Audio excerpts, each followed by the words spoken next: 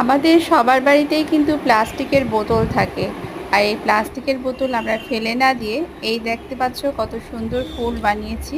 এইভাবে ফুল বানিয়ে টবের মধ্যে, যে টবে তোমার ফুল ফোটে না সেই টবে সাজিয়ে রাখলে পাতাবাহারের গাছের মধ্যে খুব দেখতে ভালো লাগবে। আর এই ভিডিও আমার দেওয়া আছে প্লাস্টিকের ফুলে।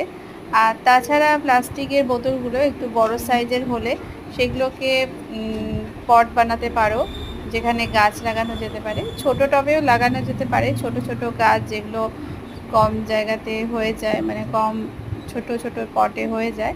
এই দেখো, এগুলোকে আমি কেটে নিয়েছি, বড় বোতল ছিল তো এগুলোর মধ্যে আমি গাছ লাগাবো, তো সেজন্য ফুটো করে নিয়েছি। এটাও একটু বড় করে কেটেছি। দুটো বোতল আছে, তার থেকে আমার চারটে এরকম টব হয়ে গেছে, যার মধ্যে আমি ছোট ছোট গাছও লাগাতে পারবো। এখানে একটু বড় গাছও লাগানো যেতে পারে যেহেতু বড় বোতল। তো